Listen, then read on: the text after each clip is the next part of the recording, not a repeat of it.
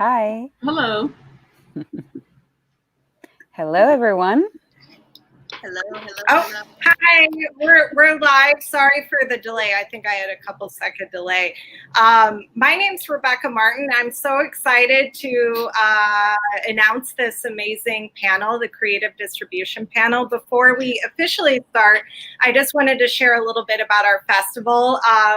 This is our inaugural festival.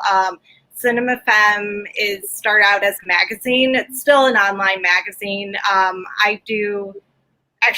We feature a lot of interviews. In the past year, we've featured over 100 interviews with women in film.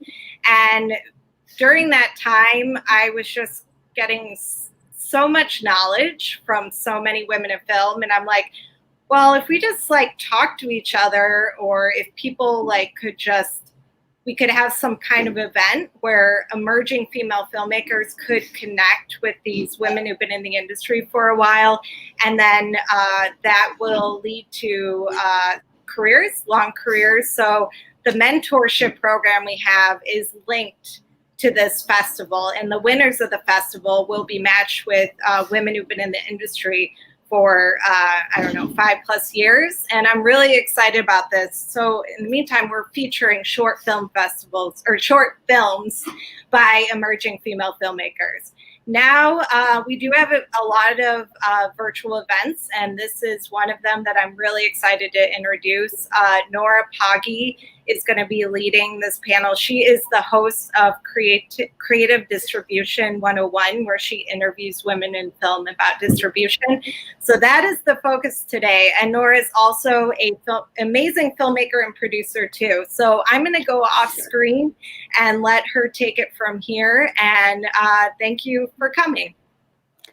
Thank you so much, Rebecca. Hi, everybody. Hi, Maria, Adele, Liz. Thank you so much for being here this morning. I want to start with you all just introducing yourselves. You're all amazing. I had the pleasure to interview each one of you on the podcast. And I love that we're reunited all together, and it could be kind of a informal conversation, but I'm going to ask some questions, of course. So who wants to start? Brief introduction. Who are you? Maria, here you go.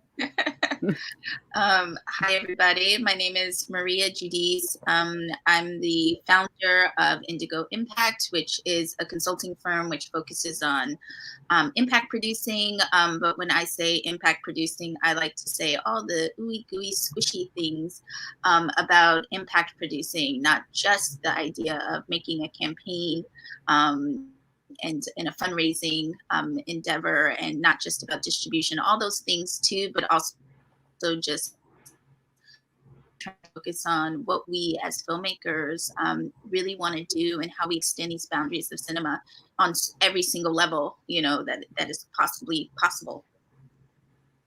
Yay. Liz, Adele?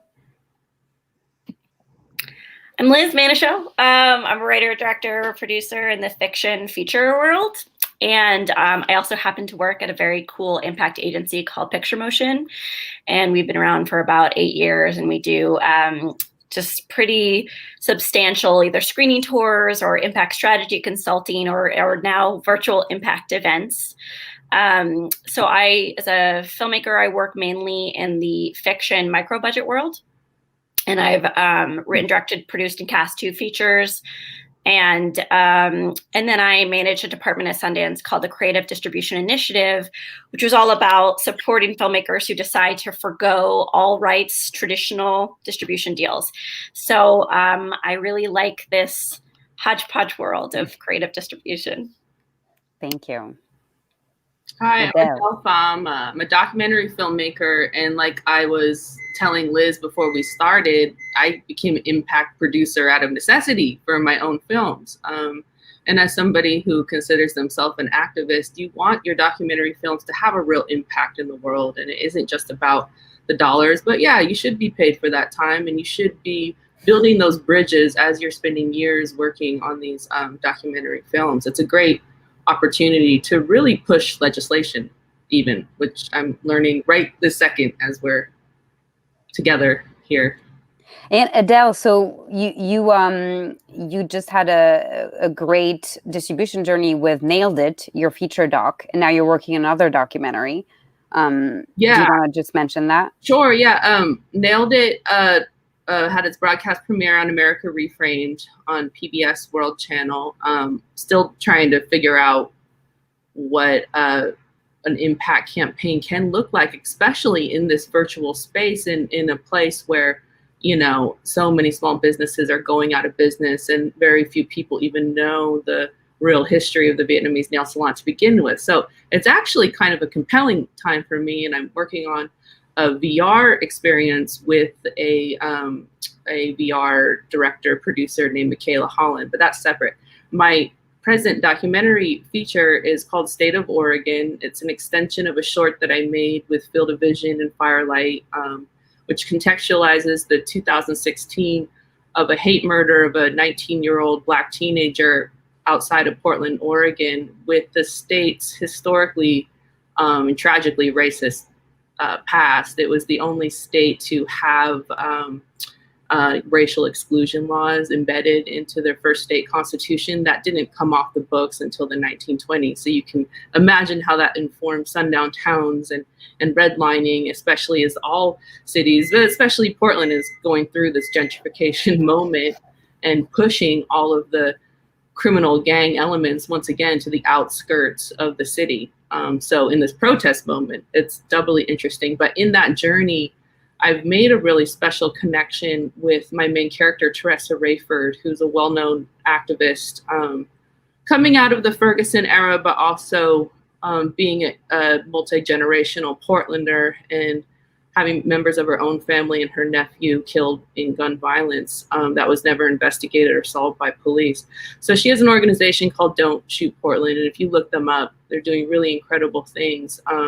So like I said, while producing the documentary, that's a perfect moment to build longstanding connections with community activists, all sorts of people in the community that will screen your film later on, like Don't Shoot Portland has done with the Field of Vision short in the past 3 years since it's been produced and in the world. And I honestly feel like it affected the outcome of the trial, of the murder trial, right? And the feature-length version picks up where the short leaves off with Jeremy Joseph Christian killing 2 grown men on a Max train, you know, but the little known story is that he had assaulted a Black woman the night before, who with no help kicked his ass, and the police let him go and wander out into the night, and he murdered 2 people the next day. And that would not have happened if police had done their job. And now Portland is experiencing the highest shooting and murder rates in the past 30 years. And if you look at the history of Portland, you see that 30 years ago, they were also going through a civil rights moment.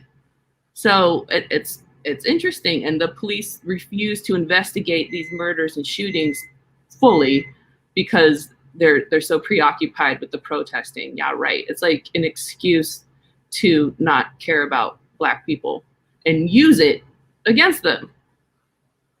Well, I'm glad you're tackling this because if we look at what you've done before, you go through everything. You go through all the layers, all the nuances in your film. Nailed it. So I think this is going to be the same for this one.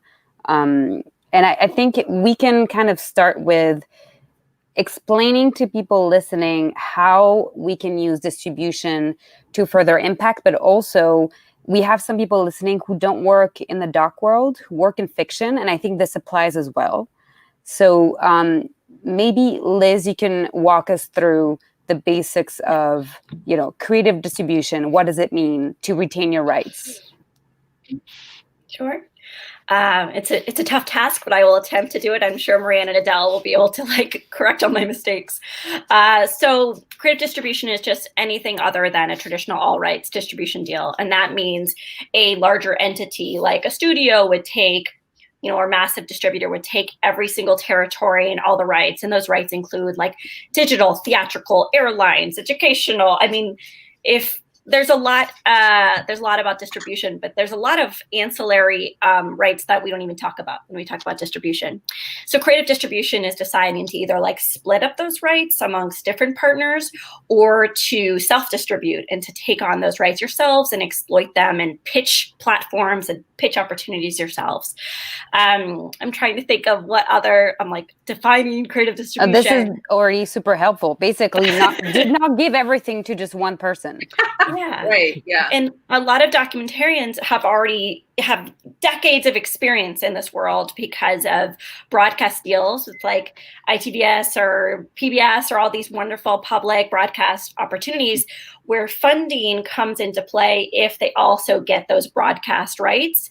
And so then if you get like a Netflix deal, it becomes like a complicated negotiation where Netflix may want all rights, but you've already promised these broadcast rights to PBS or whatever it is.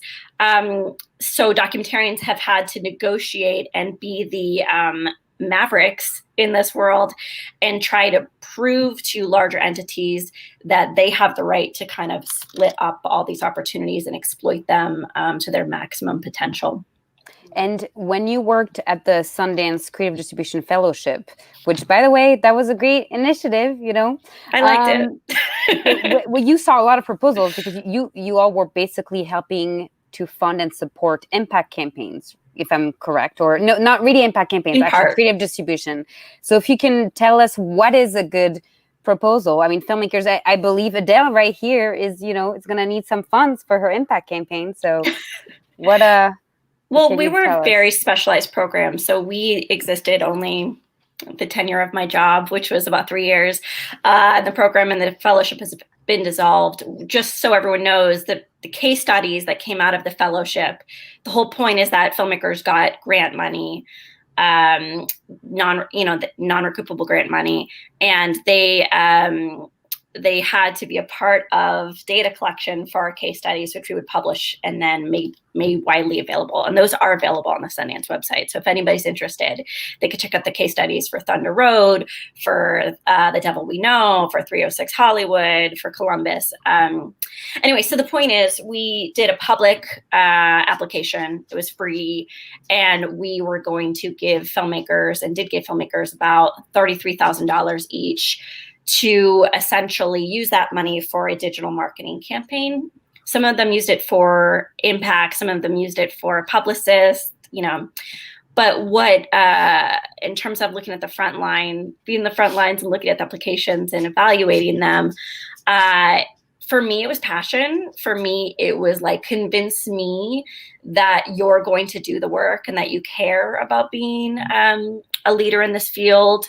I think a lot of filmmakers are exhausted, rightfully so. We're all really tired because by the time you get to distribution, you've just you've done so much work, and a lot of it is unsupported. But what's unfortunate is distribution's broken. And when you're in creative distribution, you have to continue to take on a lot of that work. So as someone who was giving grants, I was looking for individuals who still were fueled by that passion to get their film out into the world and could convince me that they were there for the long haul.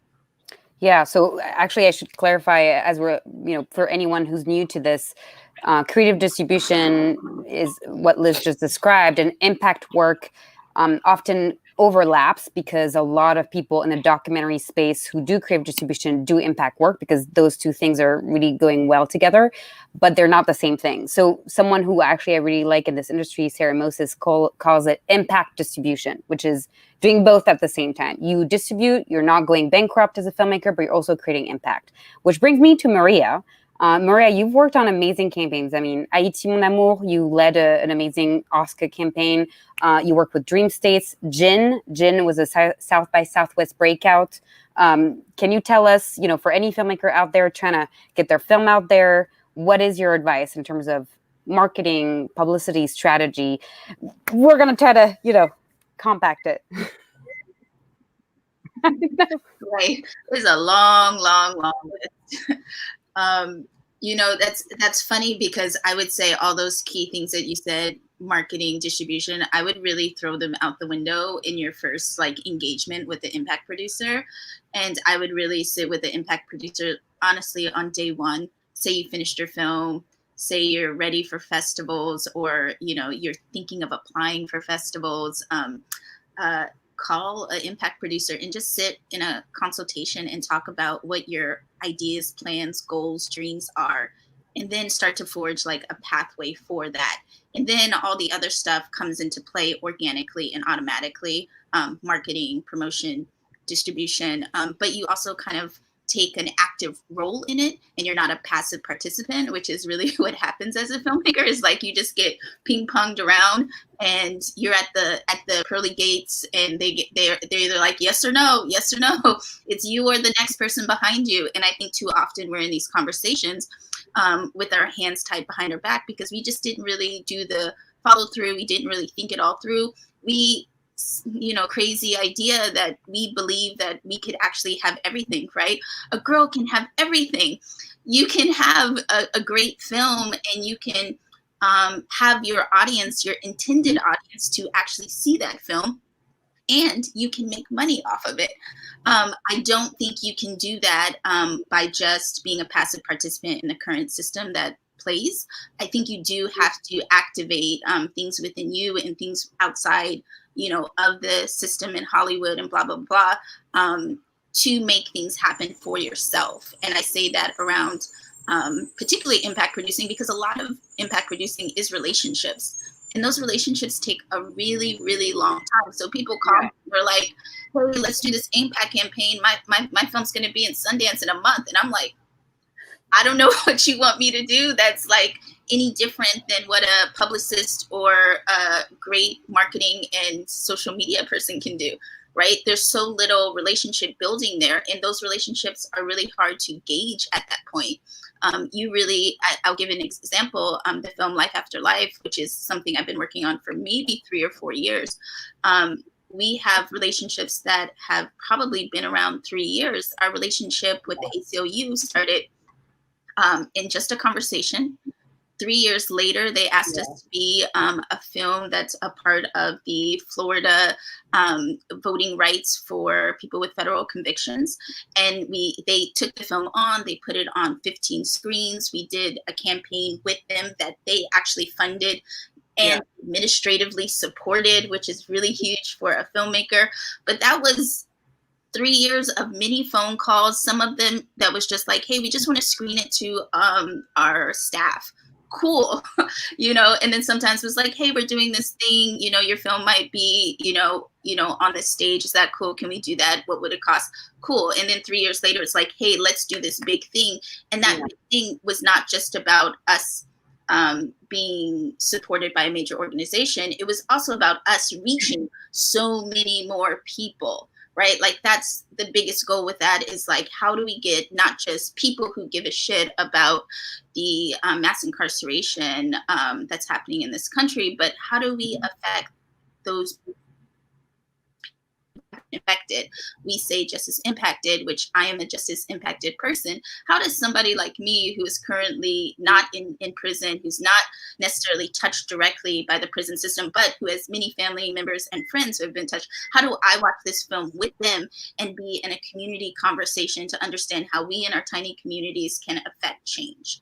That was our bigger goal. So, and that film was not accepted to many film festivals. It was not accepted in many grants, many impact campaigns, and it ended up being like our goal became bigger than what the traditional methods happened to be. I don't know if that's answered your question or not. Yeah, that's amazing. So, I mean, basically, it takes time to build relationships. Yes. You can't start overnight.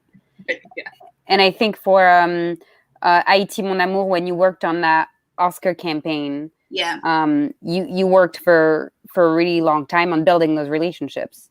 Yeah, and I knew Getty Feline probably for a couple years before, and even though I was not on the set of Haïti Mon Amour in Haiti, like I would have really dreamed to be, I was a part of a lot of just kind of being in conversation with her around the edit and all that. And I didn't know I was going to come on the Impact campaign because she didn't really know that the Oscar thing was going to happen, because that ended up being like countries getting involved. France had to get involved. Haiti had to get involved, and they had to submit for this thing and agree upon it. And then once everything came together, then we realized, okay, now we need to raise like at least $250,000 for a proper Oscar campaign. But I mean, even before we did that, I was probably in conversation with her for a year. So I was very familiar with what she was trying to do. And part of that was familiarizing myself with Haiti, because I'm a San Francisco born and raised person. So I had to understand the Haitian movement, the importance of this film. It's kind of like a surrealist film. So, you know, the topics aren't very present in the way that you want them like spelled out for you. So there's a lot of nuance going on there. And I had to really spend time to understand that, you know, and even learn a little French, you know what I'm saying, and some Creole. So yeah, it's not that easy to just say, like, I also say like my biggest advice is like, just don't, you know, go through the phone book and point out an impact producer.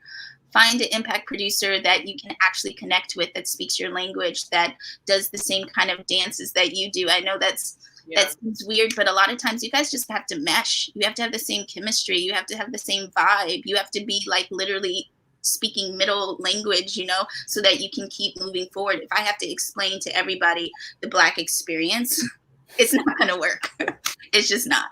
And so in another way, it's like, it'd be great if we had a lot more impact producers, because there's very few impact producers in this field. And it's so new and baby that I encourage everyone to kind of, I work on narrative and documentary, and I don't see a difference. Like, I kind of think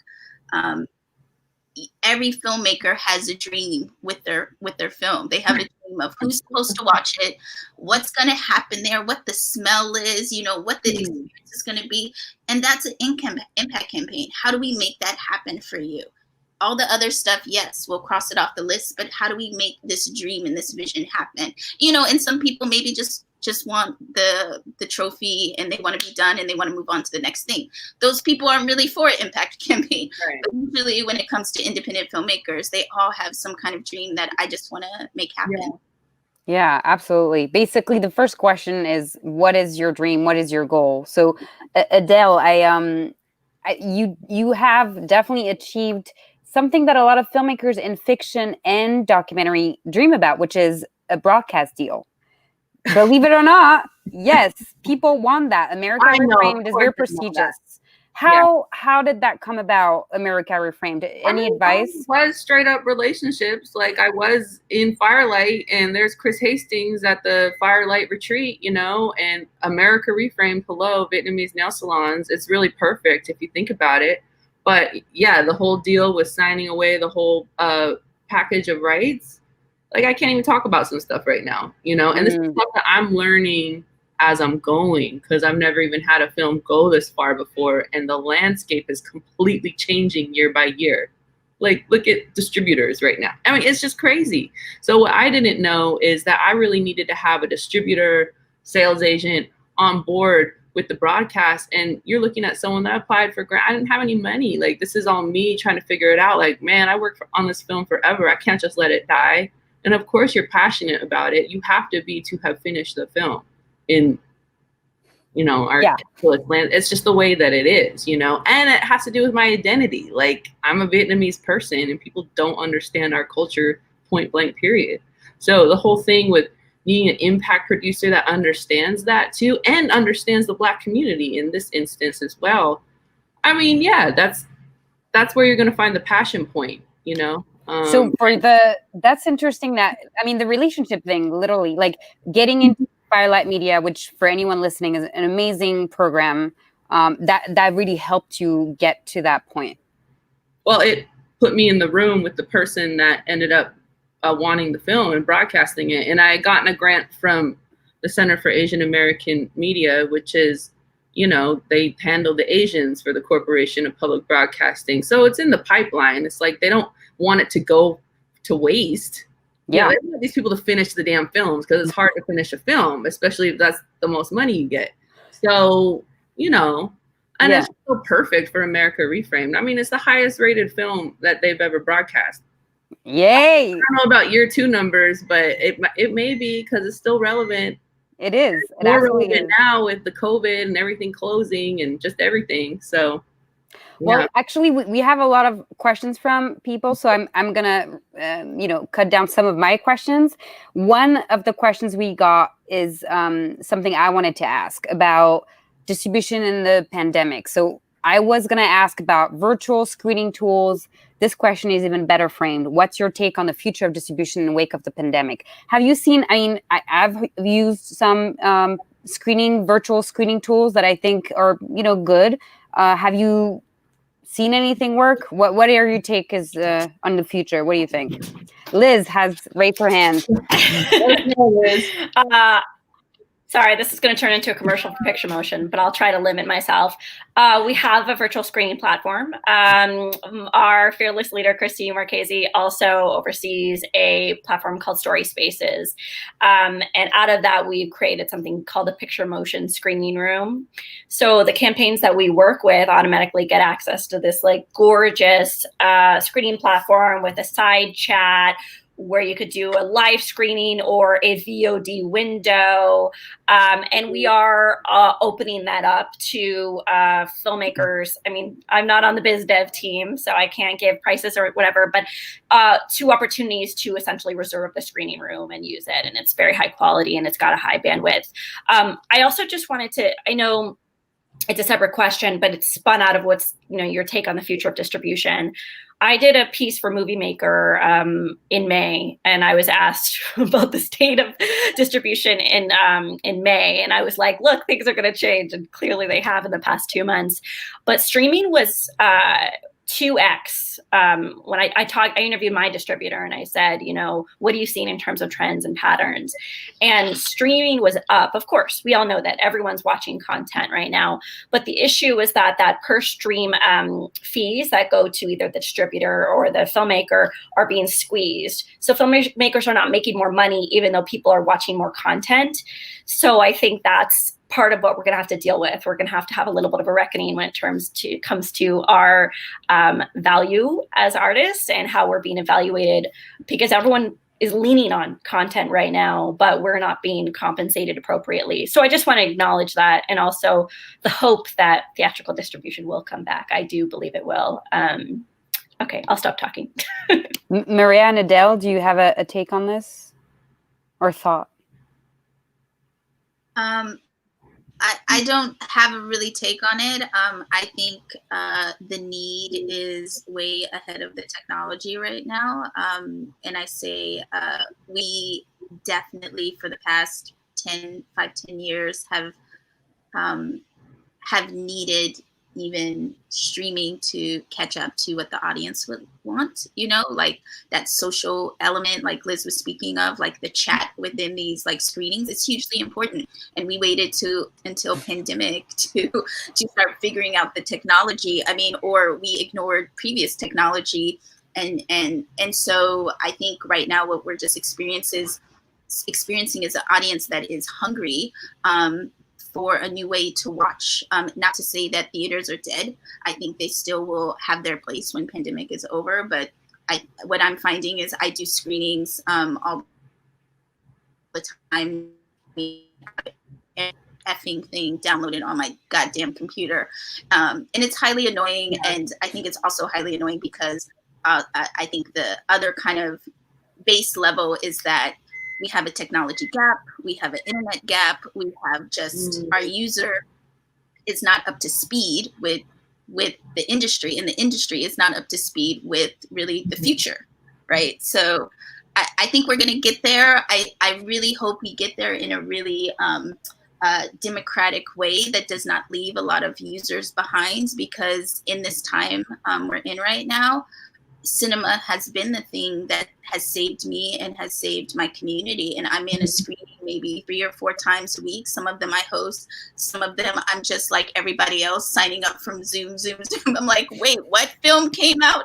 And it's really great to see programmers and festivals kind of pivot. I wish they would all pivot faster and really embrace change a lot faster and let go of really chokehold ways of moving. I'm sorry for anybody that's a part of a festival, but I think if we got there faster, we would really be in a bigger like collective consciousness around like all these great films out there that can really lead us. I mean, people have already done the work. Adele's already done the work. All we just need to do is like see her film in a massive way. And that's like the number one thing at the end of the day is that these films aren't seen in the way that they should be seen. And that's what I really hope this virtual space is going to do, is just open it up like a flood of like, oh shit, I have now a library of 100,000 films to watch, right? And I don't have to pay 20 different subscription fees, which is what I do now. I have a lot of subscriptions to pretty much everything so that I can watch everything. And that was even before pandemic. Well, anyone who knows that like film can save your life is probably going to have like 20 different subscriptions. But I love the mentality, and I'm like, all right, let's Andrew Yang it. Like, you know, just pay me for what. Go ahead, have it. I want everybody, because I don't want Netflix to redo my Vietnamese nail salon movie. Okay, that's the thing. They love that. So that's, and you know, the broadcast is done. I have a sales agent like later. She's not going to be able to do that much with it because all the premiere sort of rights are done, right? But that's what I want for my film too. I don't want to say it's not about the money. Like, please pay me. Yeah, no, totally. But, you know, let's go with the Netflix. Let's go with the Prime. And we already know they're terrible. They're going to try to just get it for free anyways. So it's a point of frustration. And in educational distribution, as a documentary filmmaker, you should be exploiting all of those. And it's like, you know, I love my distributed Third World Newsreel, but it's like, look at New Day, right? And they're on Canopy. And it's like, that's an issue for me because all of the colleges are cheap as hell. They don't want to pay for a full DVD. They want to pay one subscription to Canopy and be able to get decent enough content. And you can get a lot of amazing content, you know, and the professors have no rights. They're all non-tenured. So they don't even get the same budget that they used to get even 10 years ago. So this is all a problem. And the reason I'm more about self-distribution is because, hey, I had to put in a lot of work to do these academic screening tours anyways. So I might as well keep 100% of the profit. Couldn't agree more. I want to add in here, I think the future for me that I might see, and since we are talking about self-distribution and creative distribution, I really see maybe the virtual world allowing filmmakers to play a better long game here and to hold on to these rights and to do self-distribution so that they can have in 5 years a better kind of better monies in their pocket. Like really, that's really comes down to, but they can be fed by people seeing their film, right? Now we're getting this immediate gratification of now I got a little money from Netflix, whatever, but ain't nobody seeing your film. Unless you do the work, unless you do the marketing, and that's extra money that's separate of this money, or you're using that money that they gave you to pay for this extra marketing and promotion. So I really hope that we can be fed by just, you know, being meager filmmakers, but yet people seeing our film, being in conversation, seeing the impact of films. And then 5 years later, somebody being like, all right, let's now figure out how to do this bigger deal for you. Or now it's in this library or it's in the canon, whatever it is, you can start getting this money for sure. Absolutely. There's a question actually that I think is really important is, what is your advice for a filmmaker who is working on micro-budget projects, trying to get their work out there and may not have the immediate funds for festival submissions, marketing, etc.? So how do you start with nothing? Well, I guess I started with nothing at the end of the road there. And, you know, I wrote a lot of festivals like, hey, can you just give me a pass so I can submit? And a lot of them didn't respond back. And even some people that I knew at these festivals didn't review the film, knowing that I had just had a baby. But anyways, who shall remain nameless. So I don't really know what to tell you. It really is about relationships at the end of the day. And everyone is kind of like in this high stress situation about money in the industry. So that's just like another sort of obstacle. you have to like take joy in the struggle and like the research of how to do it. But I don't want to say the festival game is dead, but it's like they're all virtual now. And there's just this whole kerfuffle within the film community. Like, well, I'm not going to give virtual rights to my film to be pirated internationally. Like, come the hell on. So like the technology is catching up to the need right now, I guess. And so really filmmakers are only wanting their films to screen at festivals that can do some shit for them, right? That can put together some kind of distribution deal. So I don't have a good answer, but that's just like my personal take on it from being in your shoes. There's a Facebook group I was just reading a few threads on today, and I think it's called Alex Ferrari, if you know him, he created it. It's called Beware of Predatory Distributors. And anyway, there's a great thread about a great group. Publicists and publicity and hacks if you can't afford a publicist. And, you know, there are certain reviewers who are more indie friendly. And I mean, I know that for my first feature, I didn't have a publicist, and I went and I just looked up lists of podcasts and just cold emailed them and got on them, and then found reviewers that I used to be a film critic, so that is a cheat, but I did have some relationships outside of that that I just went through to get to the film reviewers.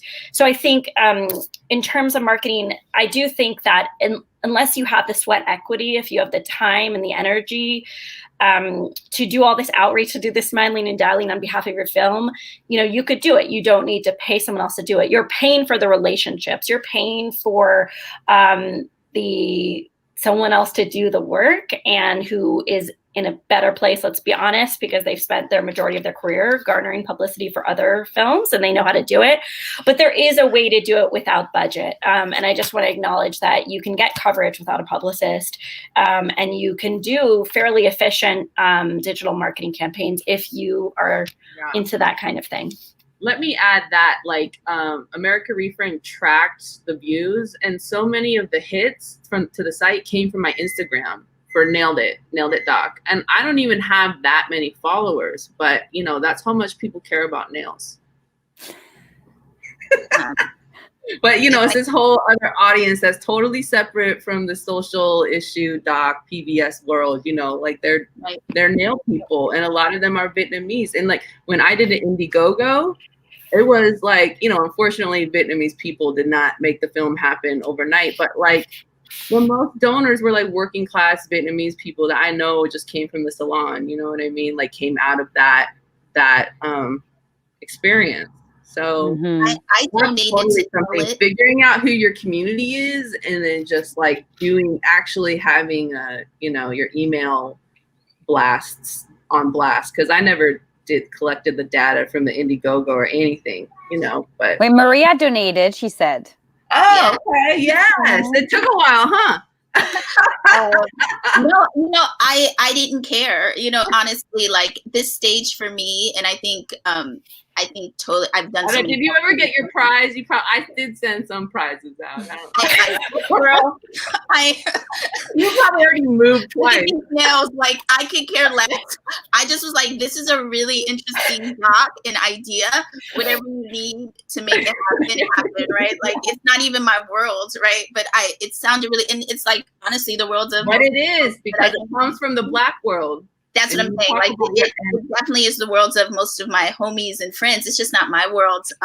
But like the idea of labor, and I'm very interested in labor movement stuff, and that's what I really saw with that film. So I was very interested in this like space of, you know, the gig economy, which we talk about a lot now, but like your film was highlighting, you know, many years ago. So even the idea was really interesting. But I wanted to just quickly follow up on what you're saying, which is really tangible, that I think most filmmakers don't realize how important these like very tangible pieces are.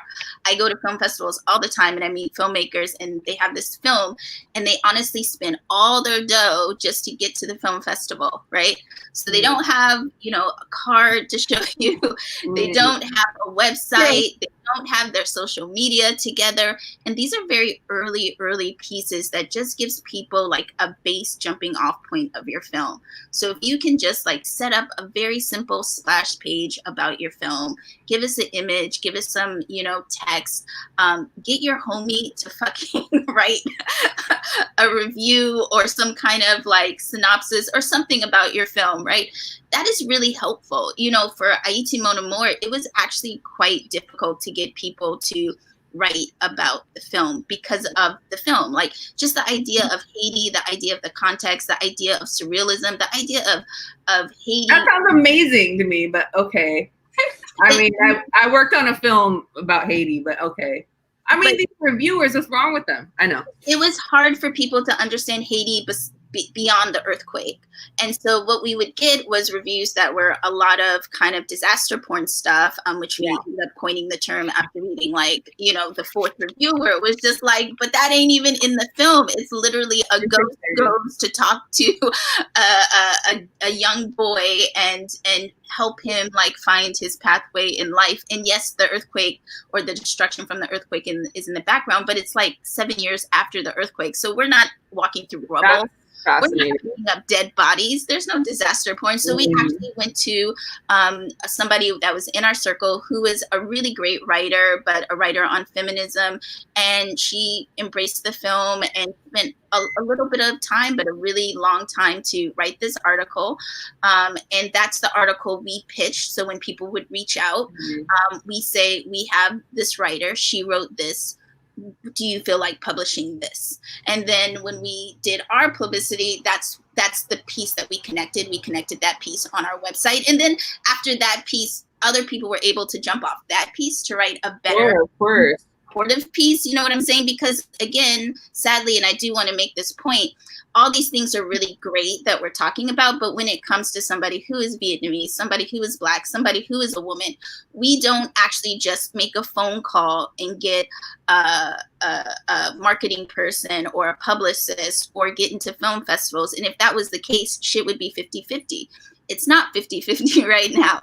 And we have a harder time. So we have to do some education to the things that we are interested in. We have to do some kind of longer kind of stretch of how we develop relationships, how we see our goals being reached. You might look at your male partner or peer and say like, how did he get there so fast? And that should not deter you. You should just embrace the reality of that. It's going to take you a little bit longer. It's going to take you a little bit more work, and you're going to have to circumvent a little bit more stuff to finally get there. And I really just want to, because every single film I've worked on has been the same way. And I've literally been shocked every film to be like, oh, we're at this point, right? With like life, right? Incarceration, in the way that we wanted to frame it, we had to change the grammar around how people talked about people who had been impacted by the justice system, right? Everybody just kept saying criminals, and we're literally working in participation with the people in the film. They are in our impact campaign. They are bringing the film to their communities. They are leading this film so much, and we're kind of director, producer as facilitators, right?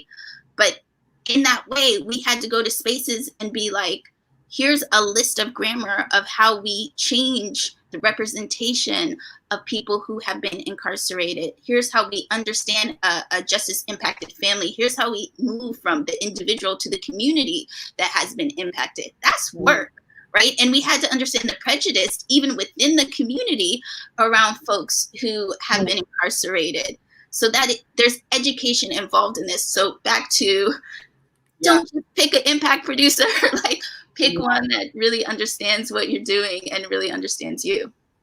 And in terms of the advice you gave also of, doing the very simple stuff of like, instead of spending all of your money on a publicist, start with having social media and a website, right? That's what you said.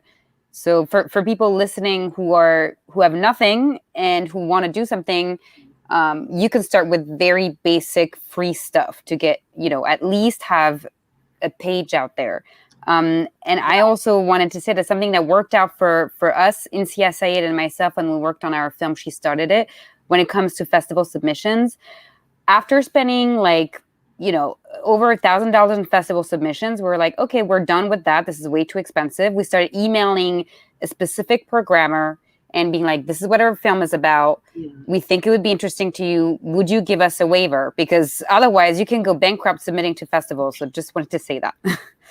There's two questions that I think are important to go through. One question is, how important to you is maintaining your ownership of the work, as Michaela Cole did by turning down Netflix offer for her show, I May Destroy You? Obviously, this is the topic of this panel. Ownership is queen. I'm just going to say, I think it's huge. I think it's the future. And I think filmmakers are not going to survive unless they retain ownership. And if you are a woman or a person of color or somebody who is queer, trans, someone who is fighting for accessibility rights, your rights mean so much more than your counterpart's rights, right? Because your mission is one that's underrepresented, right? And you can't rely on giving all your rights away and being shelved. And I'm just going to throw out the beautiful Julie Dash, because I just screened her film, Daughters of the Dust. How can we go 25, 30 years without really seeing that work? That's what I'm saying. That went to Sundance and we didn't see it for 30 years. That's what I'm saying. That's really that part.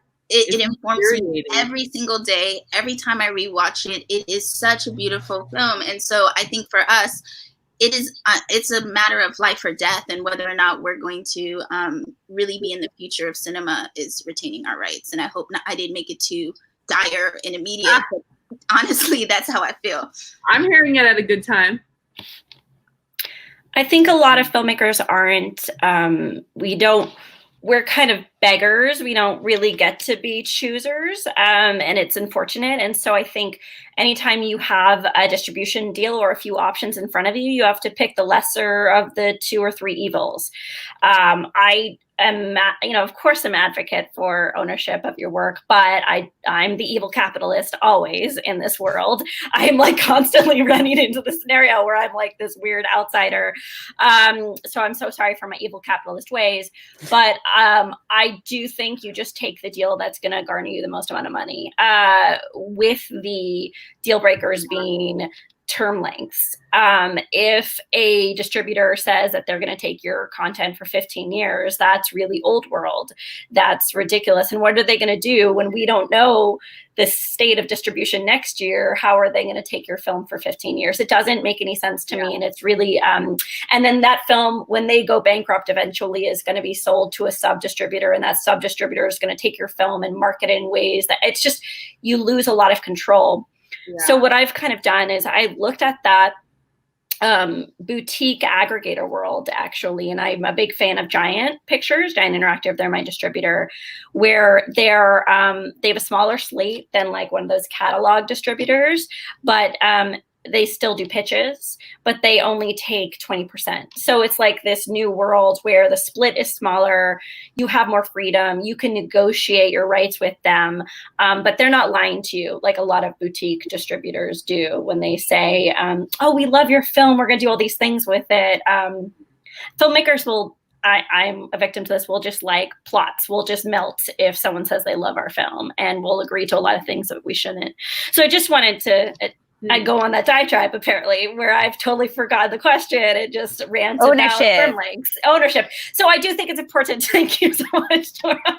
I mean, ownership is incredibly important, but I don't think a lot of us have the in-demand luxury of Michaela. I think she had this like astoundingly high quality in-demand product, and she believed in it, and that is powerful and that's magical.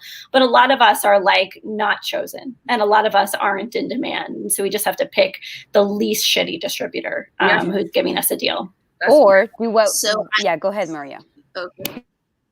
So I'm going to be the opposite socialist here and to say, we have a two-party system, people to choose from, and so that doesn't always work. And I think what Liz is saying is really, really important, though, and I'm not at all saying that you shouldn't put that in your bucket and really look at that really hard, but you should also take valuation of where you're at. You might not be Michaela, but you also might be a first-time filmmaker who doesn't really need to sign all the rights away. And I say this because I have many friends who are first-time filmmakers and they still got full-time jobs. You know what I'm saying? They signed Netflix, they signed the Amazon deals, and they still have full-time jobs. So if you can be in a position in your life to say like, here, let me retain these rights, and I'll tell you really important rights to retain, which I pretty much tell all my filmmakers, like, do the deal where you hold on to community rights. Do community screenings. Allow your distributors, and distributors don't even know what the fuck you mean by community, which is really funny. But that's really what you want to do with your film. You want to go into these little spaces, whether it's 20 people or 100 people, and you want to show your film and be in conversation, and then let them use your film as a tool to work with whatever. If you don't have that, what it makes you a little handcuffed, right?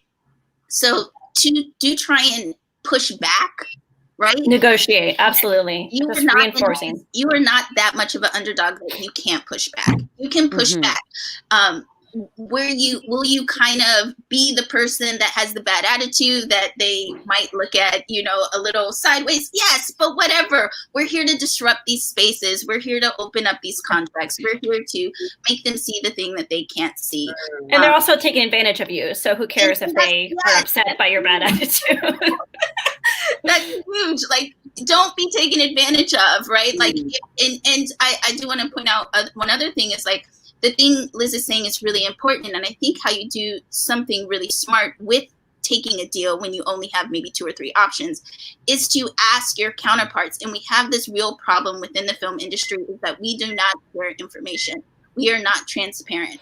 Yeah, amen. Share the information. So I know what Liz got and what Adele got, so that oh, hells to the no. You ain't giving me this old whack ass deal. Yeah. That's also what I'm saying.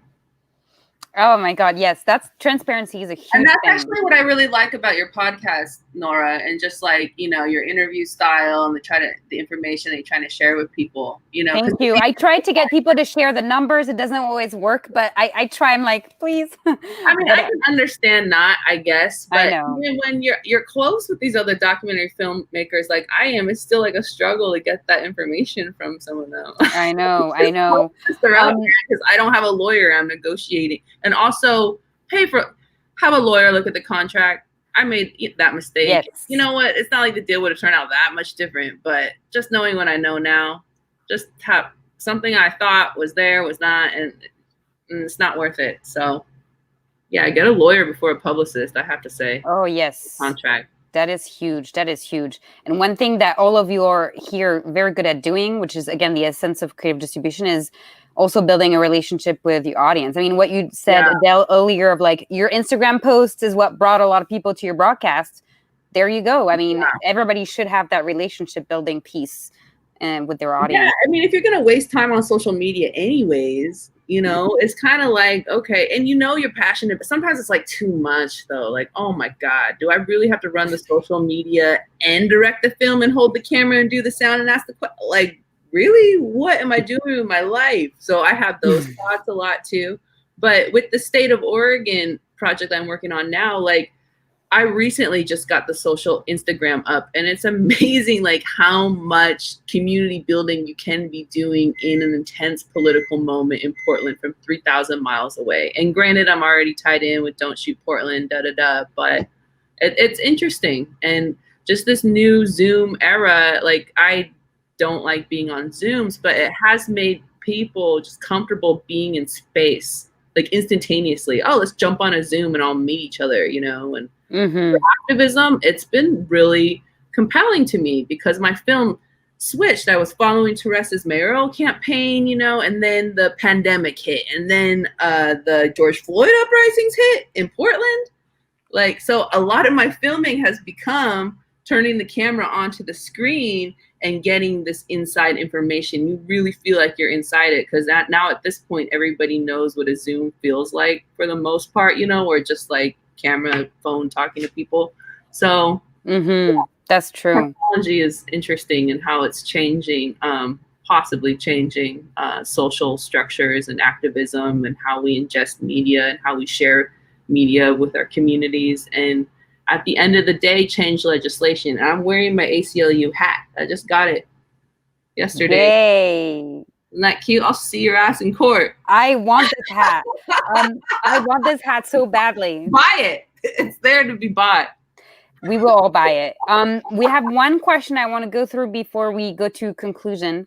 It's kind of technical, but I think it's interesting. How common is it in theatrical and VOD distribution agreements for the distributor to recoup 100% of the distribution expenses and minimum guarantee? That's maybe a question for a lawyer, but if anyone has something to say about that, I will say that you have to be really, really careful about expenses when you sign a distribution deal. Liz, do you want to say something about that? Yeah, I'm actually trying, in my mind, I'm like trying to work out that question a little bit. Yeah, so when I talk about red flags with distributors, term length, as I mentioned, is one of them. You're only working with unless that distributor has a brand or something that you're after. Like if Neon's saying they want your film for 30 years, you may say yes to it because it's Neon and it's kind of exciting to you. But point being, red flags are marketing cap. If you can't negotiate a reasonable marketing cap, and that's in reference to the distribution expenses that this question is asking about. So you want to negotiate a reasonable marketing cap. So something in the lines of, I'm a little out of the game now, but maybe like 15 to 20K if it's a digital release, so that you're not just waiting on $50,000 to come back to the distributor before you see any funds, especially if the digital release, digital marketing is quite efficient. So you don't need to spend a massive amount of funds. It's different if it's a theatrical release. And what I think Nora is alluding to is there's a history of distributors not regularly reporting their revenue to the filmmaker and not doing those quarterly reports. I'm sorry if you can hear my child screaming in the background. He's with someone, I promise.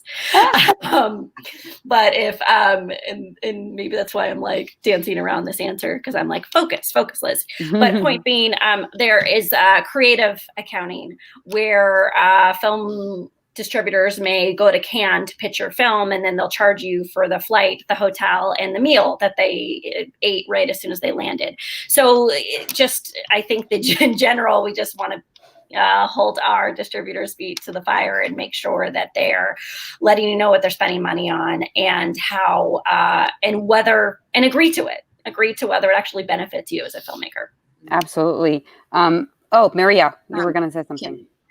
Yeah, I worked most recently with Chico Amawali's film called Solace. It's about like a young Black girl with depression and cutting issues and eating disorder.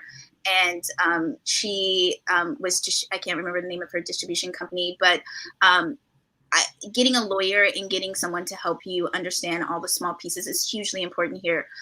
And I say like her lesson to be learned was like her MOG was really to not pay off the debt of her film, but was to focus on her marketing and promotion campaign. And so she still finds herself quite in debt for her film. And I don't think she would care that I'm saying this because we've talked about it on plenty of things before. And so I think having an accountant is also really important. Having somebody help you understand money and how you're going to recoup your money and how you're going to make profit off your film. As much as we think we're gods and can make a film and do contracts and accounting, we have our limitations and we're only human. And I think if you're going to spend money before you get your publicist, get an accountant and get a lawyer and make sure you're understanding that budget really well and where you're going to recoup your money. Absolutely. I think we have to wrap up. So I just wanted each one of you to say, where can we find you online for people who want to follow you and not stalk you, but follow you? Well, I don't have a splash page up for State of Oregon, but I got to do that, right? I got to do it. But I have Instagram and I'm on Facebook. So Adele Free Pham. Yeah, and my name's Adele Free. My other film is called Nailed It. You can find it by Googling Nailed It Doc or Nailed It in my name. But the State of Oregon project is what I'm actively producing and fundraising for right now. Okay, let's give you money. Yes, please. Maria. I'm very easy to find on pretty much every social channel. I would say the only one that I have committed to lately is Twitter. So if you drop me DMs in one of the other one, they might just sit for a couple of weeks. And that's because of my own self-care when it comes to pandemic. Social media has really condensed for me, but I'm usually very active on Twitter. So that's at Maria A. Judice. A is Annette for my middle name. Don't tell anybody.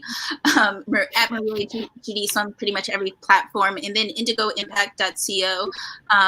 We are kind of a little bit in a hiatus because of pandemic, but you know, the last films we've done are up there, and I do a class on screenwriting rooted in decolonization and abstract thinking through School of the Alternative. So we just did one for Get Out, which was really fun, and we'll probably do one for Daughters of the Dust coming up in a month. So you can find out more if you just go to the website. We usually launch that, and all the money donates to some organization. We actually don't hold on to the money. IndigoImpact.co. Liz, you wrap it up. Oh, I'm everywhere. Just Liz Manashil. I'm the only one on the world that's named Liz Manashil. So just really anywhere you search for it, I'm there. My film's on Showtime currently. It's called Speed of Life. Ooh. And I co-host a podcast. Sorry, Nora. Not as good as Nora's, but it's called Making Movies is Hard. I love it. I've heard of that. Okay. Oh, Making Movies is Hard, and your film on Showtime. I'm Nora Poggi on every social media channels and at Creative Distribution, the podcast. Thank you so much, everybody. Thank you. And thank you, really Cinema Pham. Thank you, everyone. Thank you, Cinema Pham. Great festival. Thank you, Seed and Spark. Thank you, Seed and Spark. Thank you, ladies. It was great. And shout out to all the mamas. Yeah, I'm a mom too. Yeah, I know. That's not already. Thank you so much. Bye.